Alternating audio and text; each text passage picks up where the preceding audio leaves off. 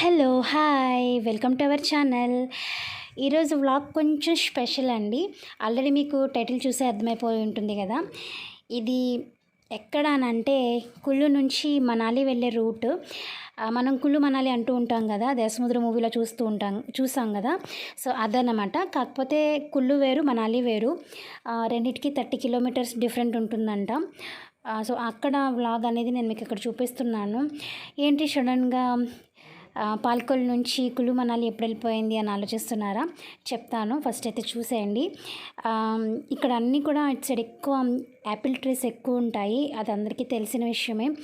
And weather విషయానికి వస్తే ఎంత బాగుంటుందో అండి, చాలా అంటే చాలా బాగుంటుంది. నాకైతే చాలా ఇష్టం. మేము మీతో ఆల్రెడీ షేర్ చేసుకున్నాను, ఏమన్నా గుర్తులేదు కానీ ఉత్తరాఖండ్లో ఉండేవాళ్ళం. ఇది వరకు ఉత్తరాఖండ్లో మాతిలి దగ్గర ఉత్తరకాశీ దగ్గర మాతిలి అనే ఊర్లో ఉండేవాళ్ళం. అక్కడ అది చిన్న విలేజ్ అనమాట. బట్ ఎటు చూసిన కొండలే ఉంటాయి మీకు. అంటే రిషికేష్ దాటి వెళ్ళాలి. సో వెళ్ళిన దగ్గర నుంచి ఇంకా అదంతా కూడా కొండలే అండి. మీరు ఇక్కడ వీడియో చూస్తున్నట్టు ఎటు చూసిన కొండలే ఉంటాయి. అంటే ఇదివరకు నాకు ఎప్పుడు తెలీదు, అమ్మో కొండల్లో కూడా ఇన్ని ఊర్లు ఉంటాయా అని అనిపిస్తూ ఉంటుంది. సో చాలా చాలా ఊర్లు ఉంటాయి ఆ కొండల్లోనే, మళ్ళీ చాలా చాలా ఊర్లు ఉంటాయి. మాతిలి అని ఇంకా ఏవేవో ఉంటాయి, నాకు అంత ఐడియా లేదు. సో అండ్ మీరు ఇక్కడ చూడండి, కొండల దగ్గర ఎంత బాగుందో. ఇంత సమ్మర్ అయినా, మాన్సూన్ అయినా, వింటర్ అయినా, ఏ సీజన్ అయినా కానీ మంచు అలా కురుస్తున్నట్టు అలా ఉంటుందన్నమాట. అసలు ఉడికొస్తుంది అన్న పదమే మనకి రాదు, అంత బాగుంటుంది అక్కడ ప్లేస్ అనేది. అండ్ ఉత్తరాఖండ్ విషయానికి వస్తే అక్కడ మాత్రం చాలా బాగుండేదండి. ఎస్పెషల్లీ డిసెంబర్ ఆ టైంలో అయితే నాకైతే ఎంత బాగా నచ్చేదో. అసలు ఆ కొండలు మంచు పడుతున్న మంచు ఎలా అనిపిస్తుంది అంటే కొండ ఆకాశం రెండు కలిసే ఉన్నాయి అన్నట్టు అనిపిస్తుంది అనమాట. మీరు ఇంకా రూమ్ నుంచి బయటకు రాగానే మీకు ఇంక అవే కనిపిస్తాయి, ఇంక వేరే ఏమీ కనిపించవు. చూస్తున్నారు కదా ఎంత బాగుందో చూడడానికి. ఇది యాక్చువల్గా జూలై ఇది. బట్ మీరు ఇంకా జనవరిలో చూస్తే ఇంక మొత్తం మంచుతో కప్పబడి ఉంటాయన్నమాట. కొన్ని కొండలు ఉంటాయి, కొన్ని ప్లేసెస్లో అయితే అన్ని కొండలు కూడా మంచుతో కప్పేసినట్టు ఉంటాయన్నమాట. చాలా బాగుంటుంది. ఎంత చెప్పినా తక్కువే, అంటే నా వరకు నాకైతే ఎక్కువ అనిపిస్తుంది అనమాట. ఆ రోజులు మళ్ళీ అసలు ఎప్పుడు వస్తాయా అని అనిపిస్తూ ఉంటుంది. చాలా ఎంజాయ్ చేసాం మేమైతే. ఎంత ఎంజాయ్ చేసామంటే అంత ఎంజాయ్ చేసేవాళ్ళం అక్కడ. బాగుండేది ప్లేస్ అదంతా కూడాను. అండ్ అప్పుడు మా అత్తయ్య గారు వాళ్ళని కూడా మేము తీసుకెళ్ళాము.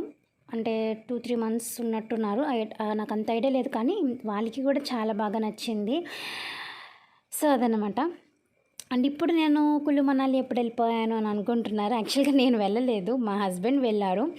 తను ఎక్కడికి వెళ్తున్నారంటే జమ్మూ కాశ్మీర్ నుంచి లే వెళ్తున్నారు. సో వెళ్ళేటప్పుడు మధ్యలో కుల్లు మనాలి. ఇక్కడ చూడండి ఎంత బాగున్నాయి కదా వాటర్ అదంతా కూడా. ఇది నేను ఉత్తరాఖండ్ గురించి చెప్తున్నాను కదా. అక్కడ వచ్చేసి గంగా నది అండి. అంటే నదికిను మాకు జస్ట్ ఒక రోడ్డు అడ్డు అంతే, అలా ఉంటుంది. రోడ్డు ప్లస్ ఒక గోడ అడ్డు అంతే అనమాట. మీరు అంటే రూమ్ నుంచి బయటకు వచ్చి ఇంటి వెనక్కి వెళ్తే మీకు గంగా నది అనేది కనిపిస్తుంది. సో అలా ఉండేది. ఇంకా కొండల విషయానికి వస్తే చెప్పనవసరం లేదు, ఎటు చూసినా కొండలే ఉండేవి, అలా ఉండేది. బట్ అటు ఎక్కువ నేను యాపిల్ ట్రీస్ ఎప్పుడు చూడలేదు. సో ఇక్కడ చూడండి, మీరు ఎటు చూసిన యాపిల్ ట్రీసే కనిపిస్తున్నాయి. భలే ఉంది కదా చూడడానికి. అండ్ ఏం చెప్తున్నాను, మా హస్బెండ్ వెళ్ళారు. సో వెళ్ళినప్పుడు ఏంటంటే నాకు వాట్సాప్లో కొన్ని క్లిప్స్ పంపించారనమాట. నువ్వు వ్లాగ్లో ఇంక్లూడ్ చేసుకోవాలంటే చేసుకో అని చెప్పేసి. సో అందుకే నేను మీతో షేర్ చేస్తున్నాను.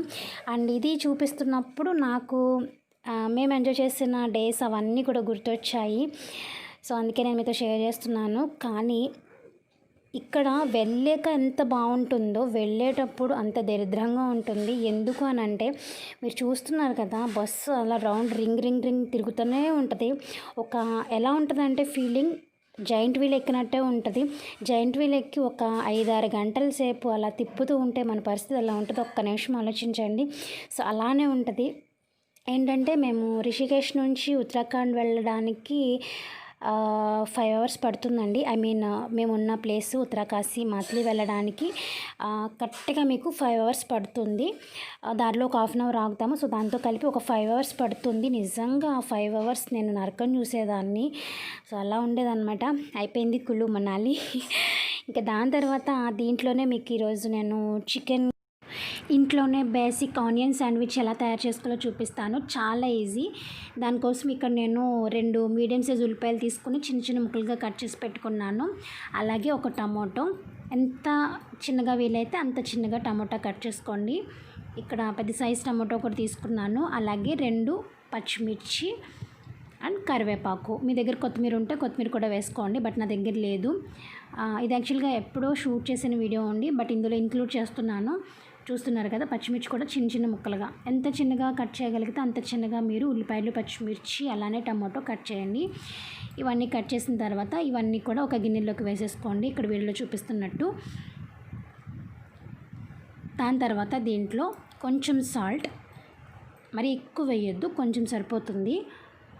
అలాగే కొంచెం కారం,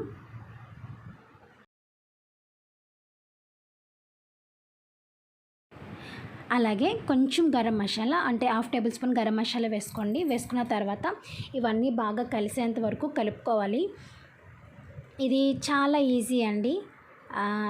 ఏంటంటే ఎవరైనా ఈజీగా చేసేయచ్చు అండ్ టేస్ట్ పరంగా కూడా బాగుంటుంది. చాలా చాలా ఈజీ. ఎవరికైనా క్విక్గా శాండ్విచ్ తినాలి అని అనిపిస్తే మన దగ్గర బ్రెడ్ ఉంటే సరిపోతుంది. ఉల్లిపాయ, పచ్చిమిర్చి, టమాటో ఇవన్నీ ఇంట్లో ఉంటూనే ఉంటాయి కదా. సో అవి మనం వేసేసుకొని ఈజీగా మనం ప్రిపేర్ చేసేసుకోవచ్చు. ఇలా కలిపేసుకున్న తర్వాత ఇక్కడ నేను బ్రెడ్ తీసుకున్నాను. మీరు ఏ బ్రెడ్ అయినా తీసుకోండి, అంటే బ్రౌన్ బ్రెడ్ అయినా, నార్మల్గా మనకి బయట మార్కెట్లో దొరుకుతుంది కదా, సో ఆ బ్రెడ్ అయినా తీసుకోండి, లేకపోతే మిల్క్ బ్రెడ్ అయినా తీసుకోండి, మీ ఇష్టం. మీకు ఏది అవైలబుల్గా ఉంటే ఆ బ్రెడ్ తీసుకుని దానిపైన మనం మిక్స్ చేసి పెట్టుకున్న ఈ ఉల్లిపాయ, టమాటో ఇది ఉంది కదా, సో దీన్ని మీకు ఎన్ని శాండ్విచెస్ కావాలో అన్ని వాటిపైన ఇక్కడ నేను వీడియోలో చూపిస్తున్న విధంగా అప్లై చేసుకోండి. అంటే ఒక బ్రెడ్ మీద అప్లై చేసుకొని దానిపైన ఇంకొక బ్రెడ్ అనేది మనం పెట్టాలి.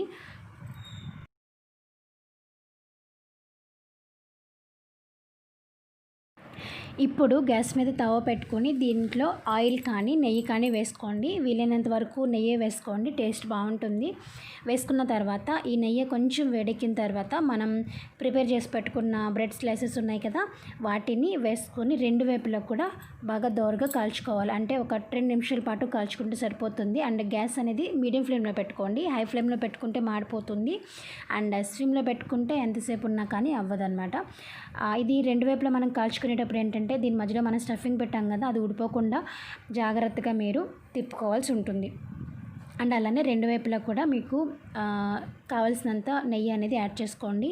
అంటే మీ వీలుని బట్టి చూసుకొని ఎంత నూనె పడుతుందో చూసుకొని ఆయిల్ అయితే ఆయిల్, గీ అయితే గీ వేసుకోండి.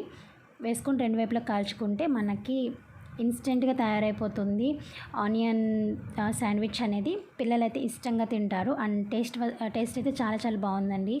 నాకు బాగా అనిపించింది. బయట కొనుక్కునే కంటే ఇదే మనకి బెటర్ అనిపించింది.